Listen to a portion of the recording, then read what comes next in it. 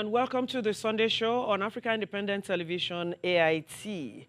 My name is Obia Juru. We are glad to be with you again to inform, entertain, perhaps address those critical issues that form part of our daily lives.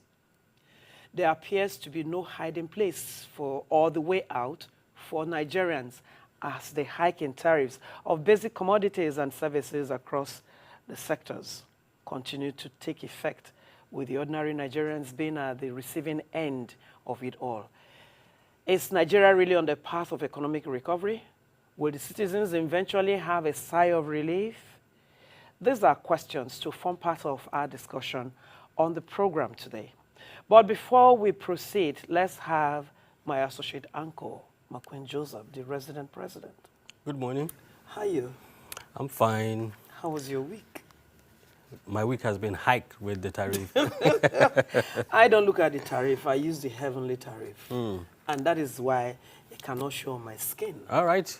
Good morning, and I salute the never say die spirit of Nigerians. It's good to be here this morning, and even better to have you join us as usual, giving us the urge, morale, and motivation to serve you better.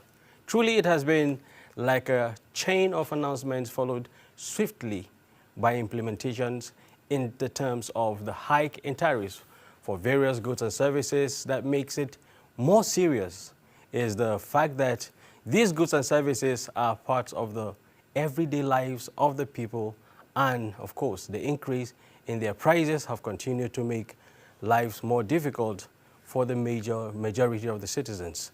The government, on the other hand, will refer to the situation as inevitable, with assurances of working towards making life better for all Nigerians. That is it. That's right. But in reality, for example, the subsidy removal on petrol at the very start of the current administration under President Ahmed Bola Tinubu automatically skyrocketed the prices of commodities, which trickled down to high cost in transportation, food items, and a host of others, while Nigerians lamented and tried to cope with the policies and agencies and assurances of better days ahead from the government. Another hike in electricity tariff was introduced. It is not clear whether the dust settled in the electricity tariff hike before the pay TV outfits announced and began implementation of increased tariff plan. The list perhaps is longer than we can take for the purpose of our discussion on the program today. Surely it has been from one increment in price of a basic commodity of service to another. Well, permit me to mention the telecommunication service providers. Theirs appear to have come into effect with the speed of light, after the federal government approval and the organized labor suspended protest on the development. On the show today, we shall narrow it down to the tariff hike in electricity, the various plans or services and payment systems, and most of all, the realities on ground. Our guest, Majid Dahiru, a renowned columnist and a public affairs analyst, will be here to do justice to this discussion. Yes, it really sure will be an expository section with him. Please stay tuned as we bring you the news of the week. Don't go anywhere.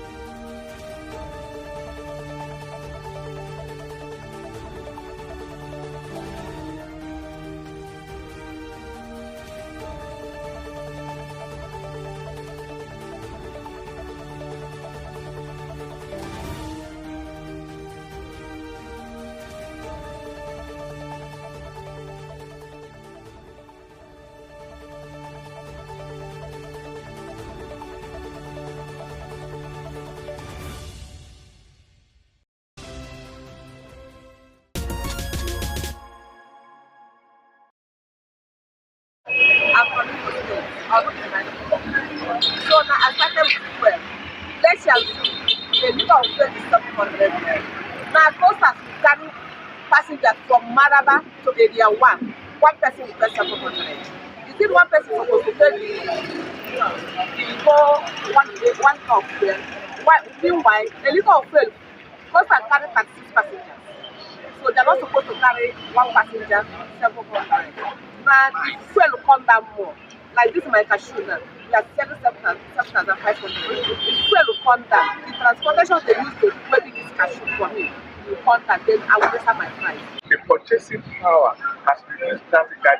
So what you can buy with 10 naira before, you will buy it with 50 naira now. And that has affected families. Now, you can barely give your family 3 square meters now because of this increase in tariff.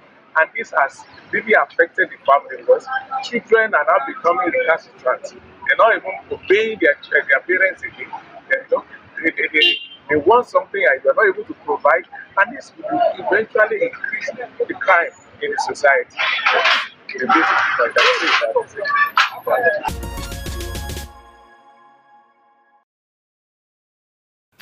Welcome back. You're still watching the Sunday show on African Independent Television, AIT. Our discussion section begins right away as we have seated our esteemed guest, Alhaji Majid Dahiru, a newspaper columnist and a public affairs analyst. And today on our discussion, we're talking about the tariff hikes, the assessment of the power situation and implications. And we have in the studio with us Mr. Majid Dahiru, newspaper columnist and a public affairs analyst. You're welcome to the studio. Thank you very much, sir. Talking about the hike and hikes and hikes, you know, we keep counting them. At what stage are the ordinary Nigerians today in this electricity tariff? By the federal government, we have been told that the tariff hike is a retrospective adjustment to make up for revenue shortfalls from 2016. So, should the consumer be punished for these hikes? It's a very terrible situation. And I don't know how you see it. Well, the thing is, the government of every nation must make up its mind on the extent it wants to go to provide for the welfare and security of citizens. And what I see is that Nigeria has not made up its mind on that, the Nigerian government and its leadership.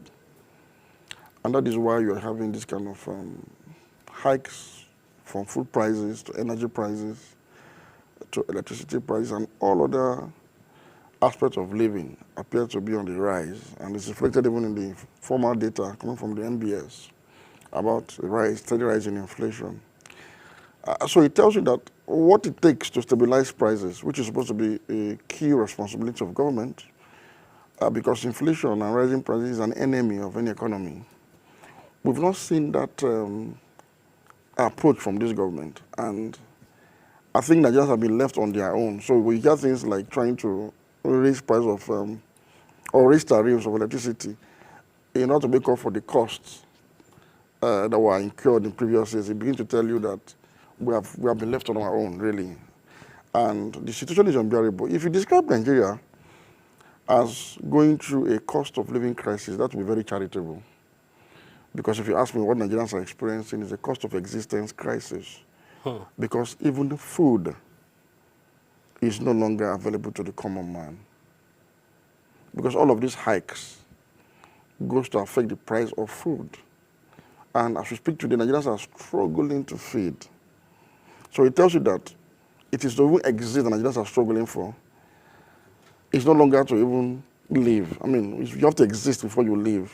So the situation is more there than one can really imagine. You have to exist before you live. Of course. Can you expatiate on this? You see, basically you have to eat food to stay alive.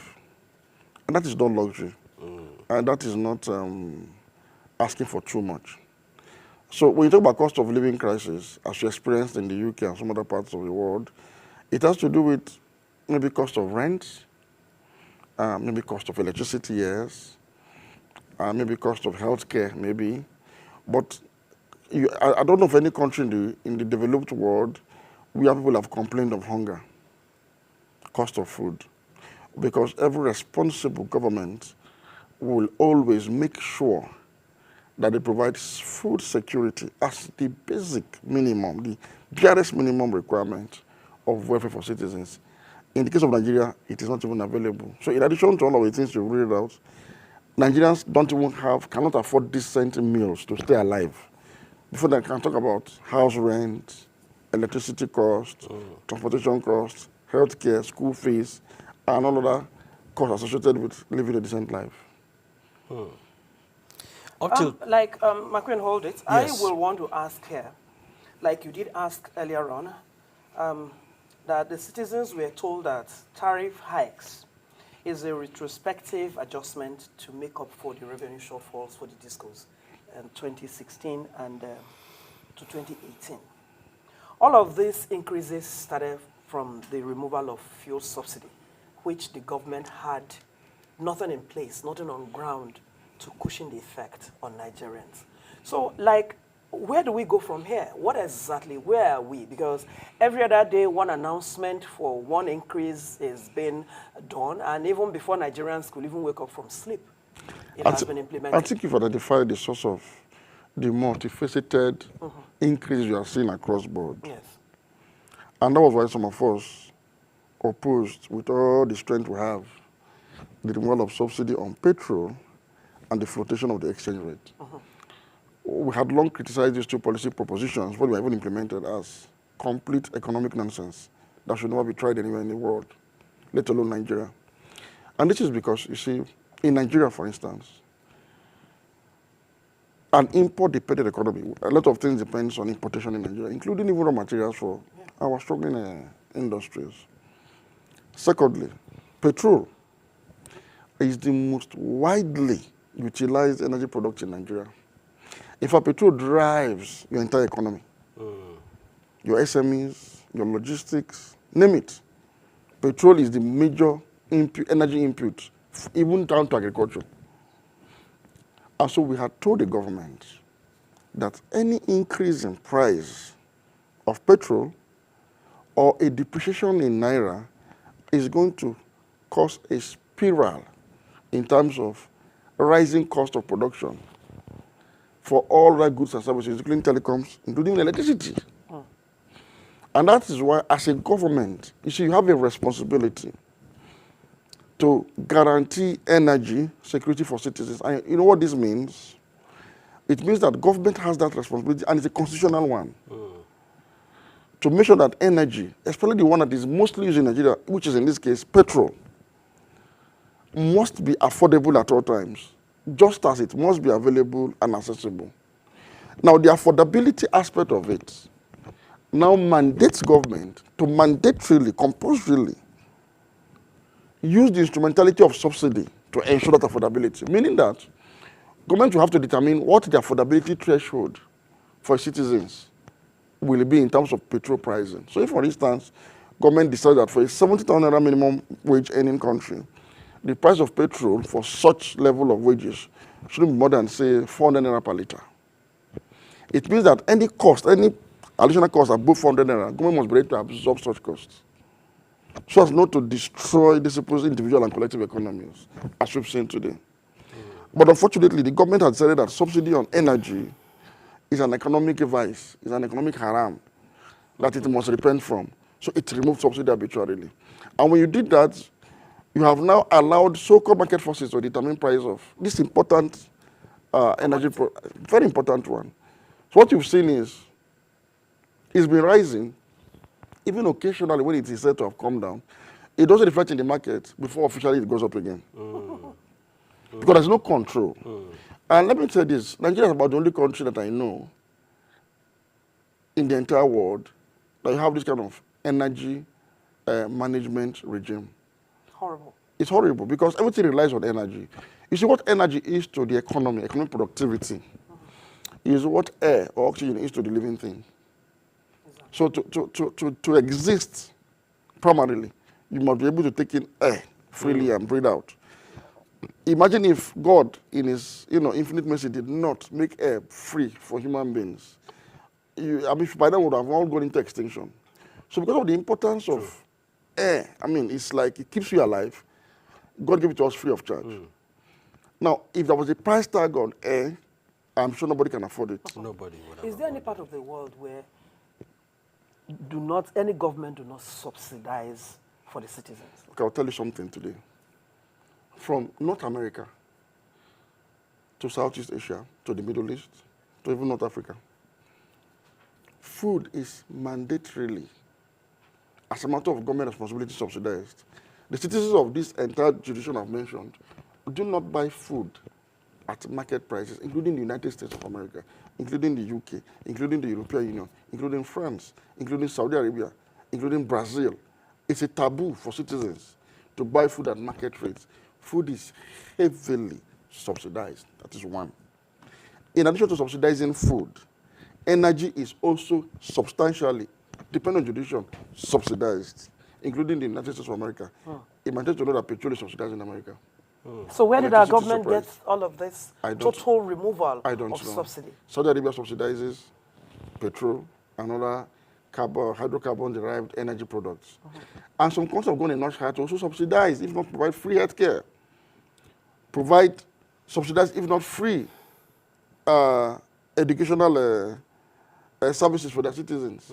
So, if you cannot give us free education, if you cannot give us free healthcare, at least food and energy should be subsidized at the minimum. Because when you hear that government has a responsibility to provide energy, to provide security and welfare, an integral part of that security that it should provide goes beyond police and army. Part of that security is energy security. That's it. And food security. It's a government responsibility as well as food security. Because without these two, you can't even have police and army security. You can't. They are tied together. So it was a fundamental blunder of policy decision-making for this government to have taken that decision to remove subsidy on petrol and to float the exchange rate. We are not likely to recover from this crisis until these policies are reversed effectively. How is it going to be reversed? The people that did it, they have to undo it. And it is very possible. But they are not even thinking about it. That is the problem, because, you see, there was a consensus, though, on the eve of the election that this should be done. But haven't seen the devastating effect 1 year plus later.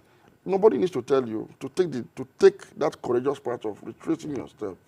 So if this man cannot do it, we also want to see the opposition propose an alternative to what we have today. And it's also sad that none of them have been able to come up We do not have opposition. with the courage to say, look, we want to do this because what has been done needs to be undone. And so that leaves us in a state of quandary. Let's streamline it down to power tariff. Because up till today, many Nigerians are yet to actually understand the power distribution plan, especially the classification of consumers from band A, band B, band C, and what have you. You know, how did that even start, and why did we get to this place? You see, the energy sector in Nigeria, particularly as concerned electricity, is in crisis. Okay, there are three value chains essentially: the distribution side, the transmission side, as well as the generation side. So the two ends have been privatized, generation and distribution, leaving the government to be in charge of transmission. Now,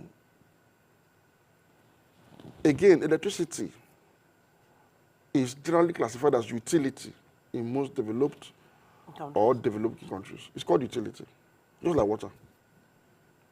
Meaning, it's not something that should be entirely priced at a commercial rate. Meaning, privatization shouldn't have come in the first place. That's where the problem started from. It's a government utility for the people.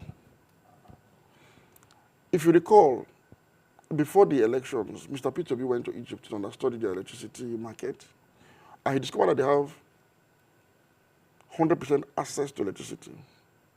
100% That is, they have electricity 24 hours of every day to everybody that wants it. But there was something I asked them.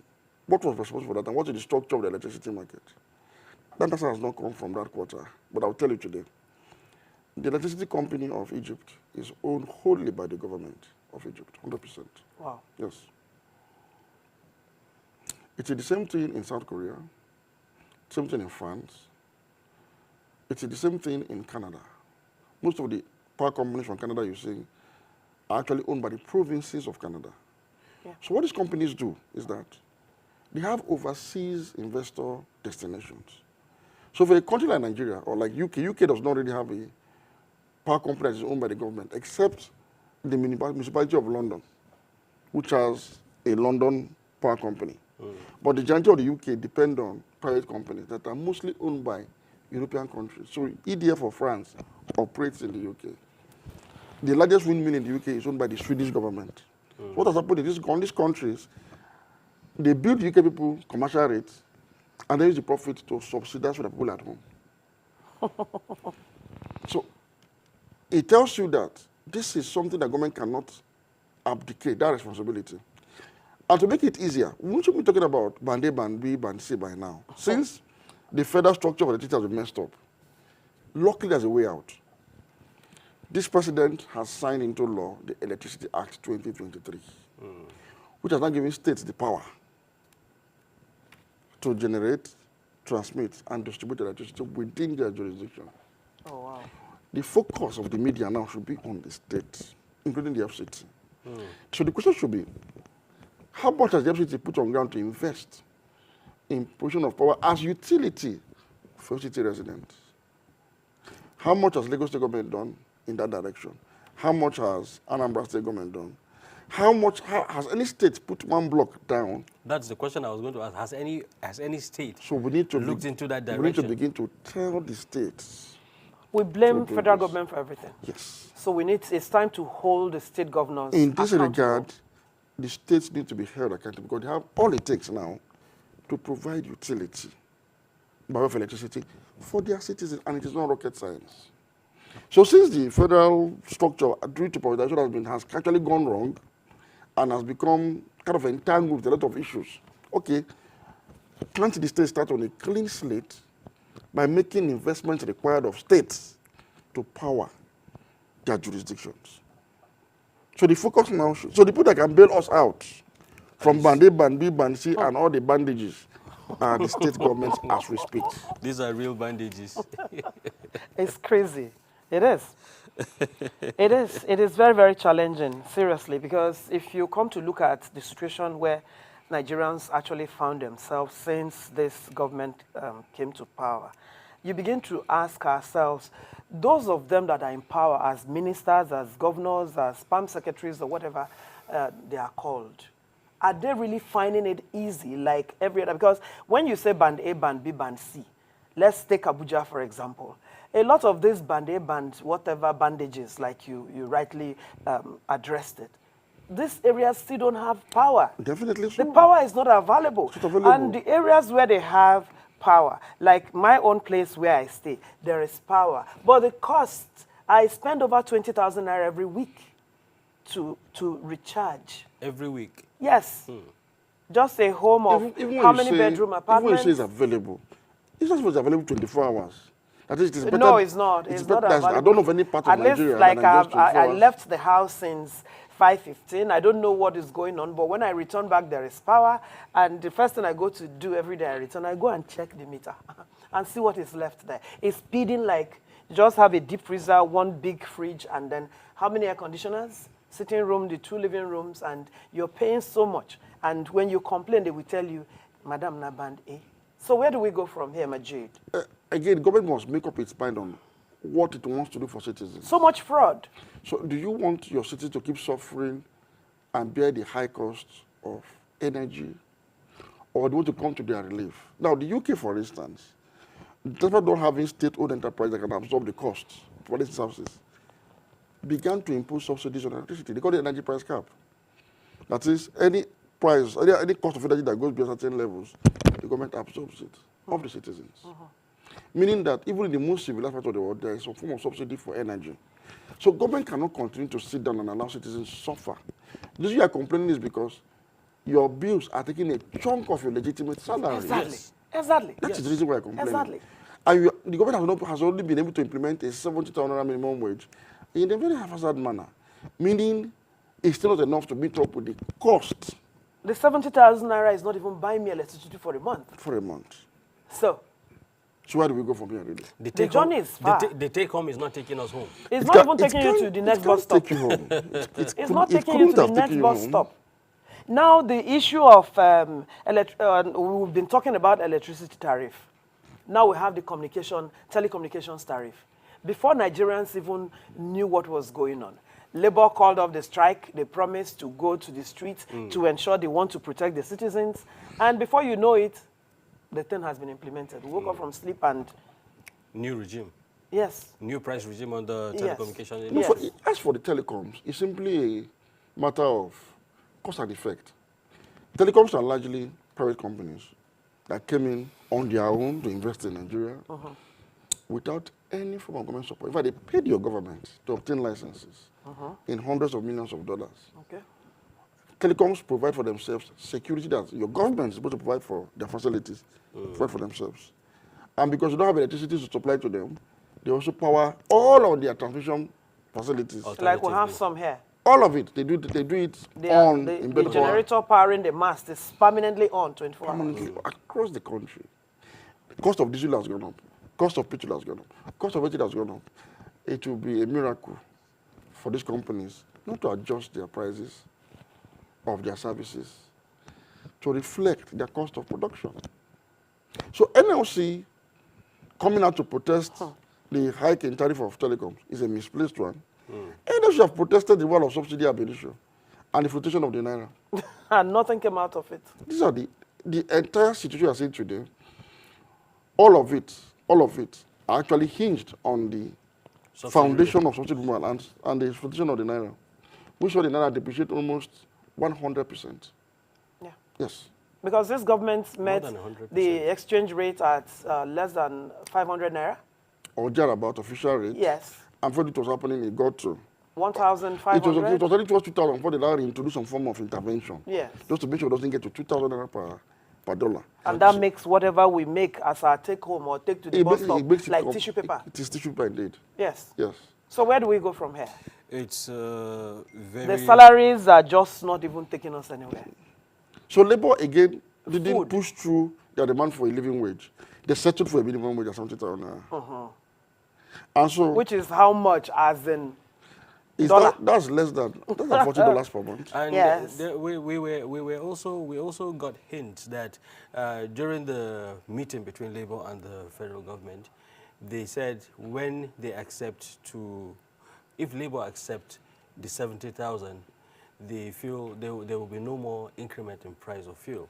That was why Labour should have protested increment in price of petrol. After the agreement, we had several increases from that particular price. A president pronounced subsidy is gone. And he now tells you that there will be no increase in price. And it happened to be the day he was being inaugurated. Is he the one in control anymore? Was there appropriation for subsidy in the budget he presented in 2024? It was not there. So what magic was the president going to do to make sure that the price does not go above the price it was at the time we were negotiating? It's no longer in his control. It's now subject to free market and market dictates, market forces dictate. So that was just word of mouth. And you know what? And the government should have known better. Anything that goes up does not come down. The thing is, the foundation that should have made it come down is simply not there. It's not there.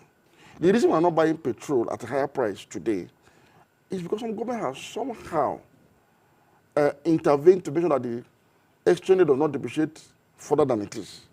So they now auction dollars to bureau exchange operators from time to time, just to make sure that... Cushion the effect. Exactly. Something they vowed not to do.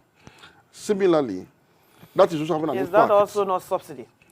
You can't run a economy that subsidy. So why float the naira if you knew that the time will come that you have to unfloat it, as they've done now? So they've effectively unfloated it, and they're doing what is called a managed float regime. So whenever you allow the market forces to dictate the value, and it begins to depreciate too much, you intervene again. So if you knew that intervention was going to be necessary, why did you in the first place remove intervention and allowed it to depreciate so steeply before you resume that intervention? Somebody needed to be held responsible for this. Unfortunately, nobody is going to. And all of this affected not just all these tariff increases medical. The foundation of the economy essentially Everything rests is on just- on these two issues, energy and foreign exchange. So if you do not fix these things, the foundation is weak. So your economy will be like quicksand. It will be Sinking. It will be sinking. It will be susceptible to shocks here and there. All right, you're still watching the Sunday Show, and we're talking tariff hikes, assessment of the power situation, and the implications thereafter.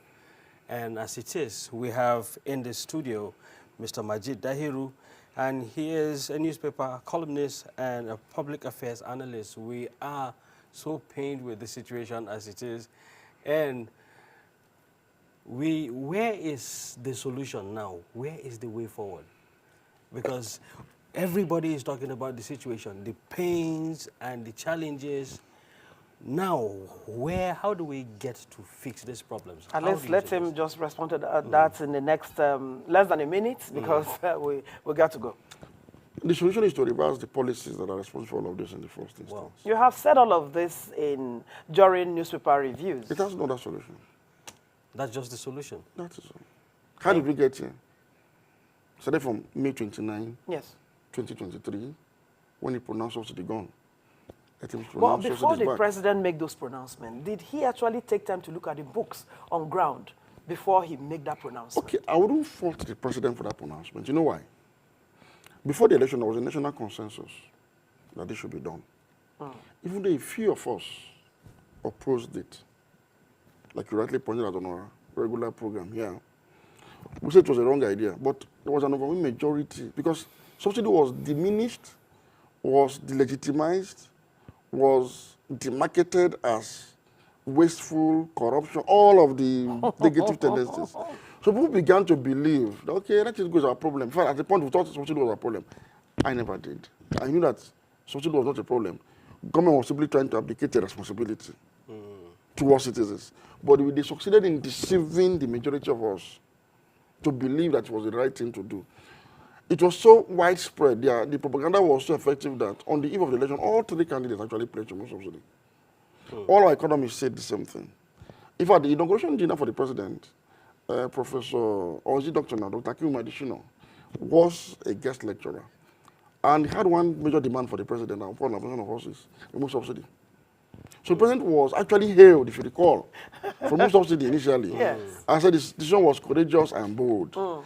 And again, I said there was nothing bold and courageous about the application of responsibility. 1 year plus now, we've seen that. So money saved from You the can't save money from subsidy removal. It's not possible. So what was the essence? Now, it's like telling me you want to save money by denying me air to breathe. When I'm dead, what is Penny wise, pound foolish. Thank you That's so much. exactly what it is. Thank you so much. We've been speaking with a newspaper columnist and a public affairs analyst. He's a very known face. He's bold. He's everything you can think of. You get him here. Thank you so much. Thank you. Thank Majid you for having Dahiru. me. It's Thank an you. honor. It's an honor to be The here. program returns shortly. Don't go anywhere.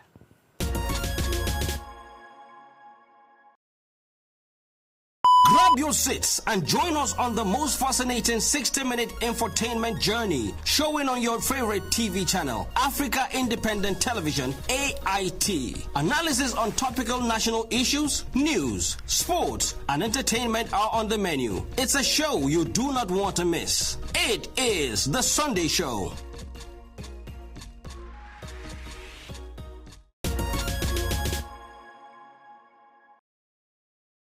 So there you have it. I am sure you enjoyed every bit of that interactive session. We are indeed delighted to have such a guest with a vast knowledge in the issues pertaining the sector.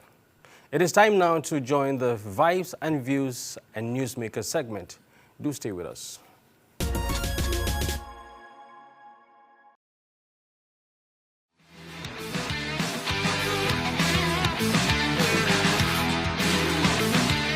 Hello, welcome to the Vibes and Views segment on the Sunday Show. My name is Anu Awojabi. It's time to relax to some entertainment stories.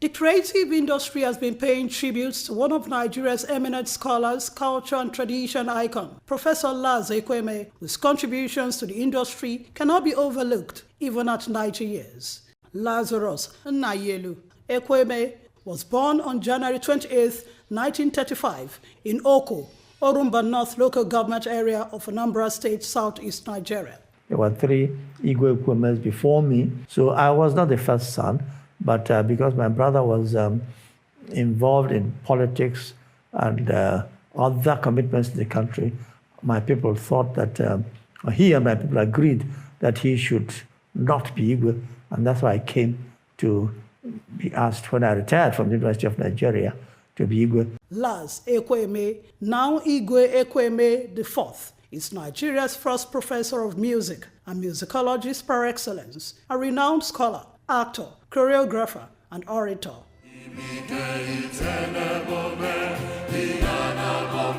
Can Ekweme's contributions to music, theater arts, and African studies, both in Nigeria and internationally, ever fade off? I called him a national treasure. Igwe attended the best of music schools in the world, Trinity College. His PhD was from Yale. And not only that, he also taught in most of the very renowned institutions, including his alma mater, Yale University, which is an Ivy League school. He was the music director during Festac 77. He's done quite a number of remarkable things for Nigeria. He has helped to put Nigeria, and indeed Africa, on the global map when it comes to culture and when it comes to music. AIT Entertainment and Lifestyle visited the creative department of the University of Lagos, where Professor Laz Ekweme lectured for close to 30 years before his retirement in the year 2002. Professor Laz is our big masquerade. He's a legend. He's our father. It means a lot to us. He's one of the founding fathers of our department and a highly respected professor when he was here in the University of Lagos. He mentored so many musicologists. He is a man of many parts, a dramatist, a musicologist, a musician. He is the first professor of music in Nigeria. Professor Kweme, apart from being a music lecturer, he was an English linguist. Prof will always correct your English. He's versatile. He's not just a musician, he can act, he can dance. There was this drama we're going to put up, and we're going to do these Indian dances. To my greatest surprise, Professor Kweme went to buy the fabrics. He bought the fabrics himself, and we made the costume, and Professor Kweme was on stage choreographing Indian dance. Scholars and culture enthusiasts say Nigeria and indeed creatives would be grateful for Laz Ekweme's giant stride achievements. The Anambra State-born traditional ruler, Professor Laz Ekweme, was a public orator for the University of Lagos from 1988 to 1998. And that's my package for you. My name is Anu Awojobi.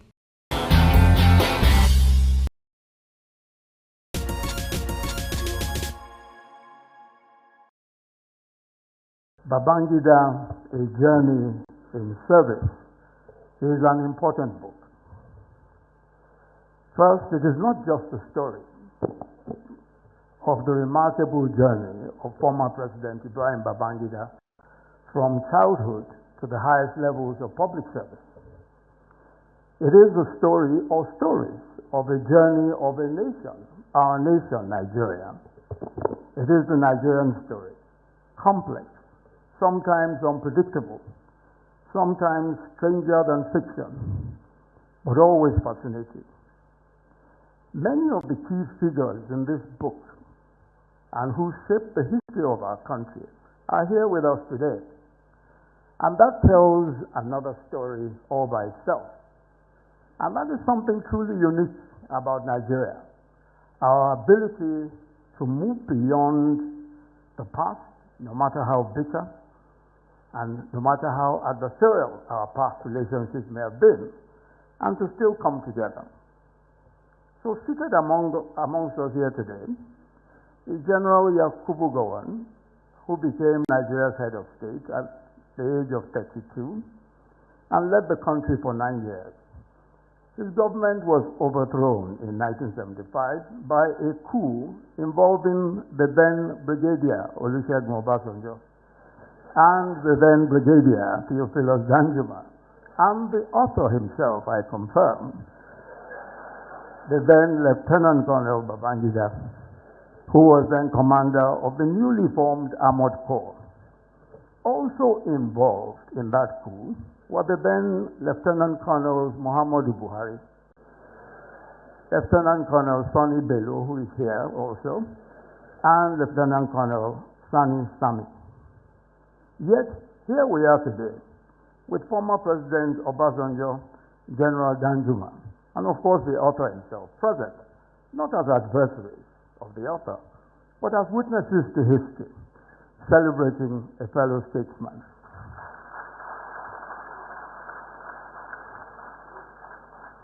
In a striking turn of fate, the author notes that it was President Obasanjo who, after the tragic assassination of General Murtala Mohammed, insisted that a young Lieutenant Colonel Babangida be appointed to the Supreme Military Council, making him its youngest member at the time. Also represented here is the immediate past president, Muhammadu Buhari, another leader whose path intertwined with Babangida. It was former President Babangida who played a key role in the coup that brought President Buhari to power in 1983, and later in another coup that removed him and brought Babangida himself into power. Yet today, President Buhari is represented at this occasion, celebrating the man who overthrew him and detained him for 3.5 years, his one-time old adversary, former President Babangida.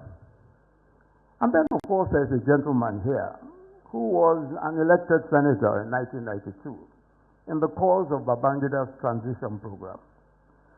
When Babangida annulled the 1993 election and General Abacha took over and dissolved the Senate, that senator tried to reconstitute the Senate in resistance to the dissolution. He was detained, charged to court. He escaped into exile. Today, he is also here to celebrate with his former tormentor.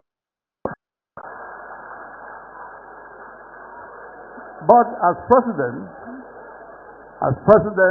Commander-in-Chief of the Armed Forces of the Federal Republic of Nigeria, President Bola Ahmed Tinubu.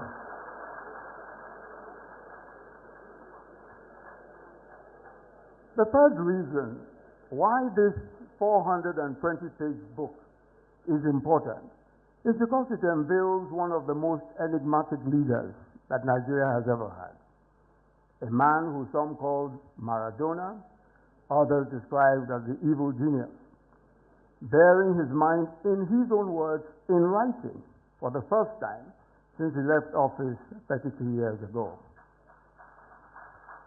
In this compelling account, he tells of his early life in Minna, his parents, his siblings, his primary school, Gwari Native Authority Primary School, how he became an orphan at the age of 14, and at age 16 entering the provincial secondary school Bida, the school which later became known as the Government College Bida. His class, the class of 1957 to 1962, which, as you have heard, produced 2 Nigerian presidents, 4 state governors, a former Chief Justice of the Federation, several federal ministers.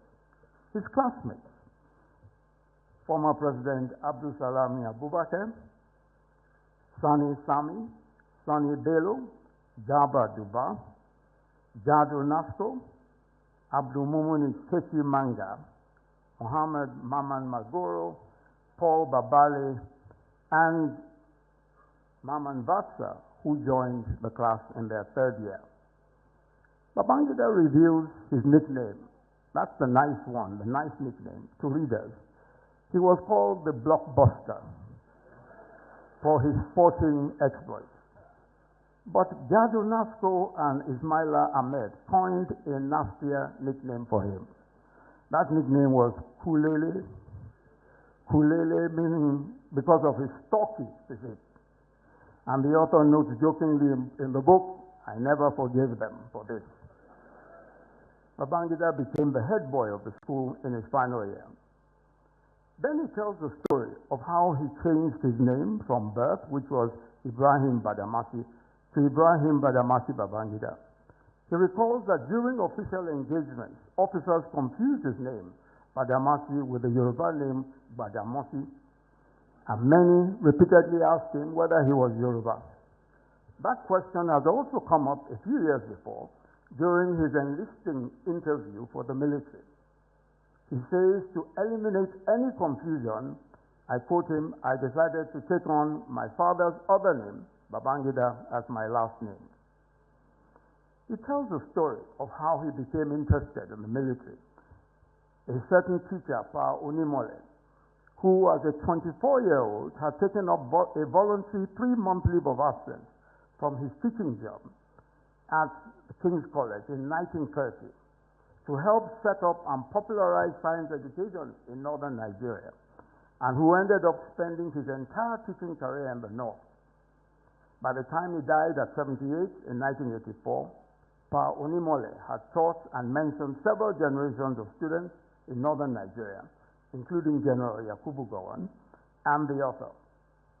But more than just laying a sound science foundation, writes the author, Pa Unimole was the first to get many of us interested in a career in the military.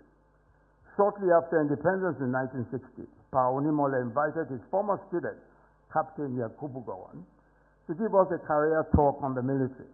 Captain Gowon, handsome and smart-looking, in his properly starched army officer's uniform, spoke to us brilliantly in his now familiar shrill voice on the benefits of military career.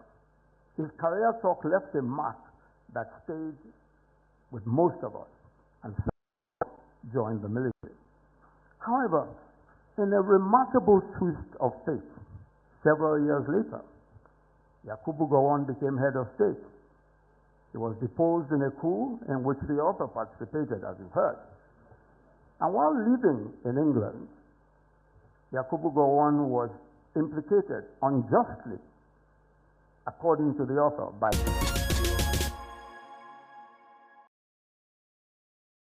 Grab your seats and join us on the most fascinating 60-minute infotainment journey, showing on your favorite TV channel, Africa Independent Television, AIT. Analysis on topical national issues, news, sports, and entertainment are on the menu. It's a show you do not want to miss. It is The Sunday Show.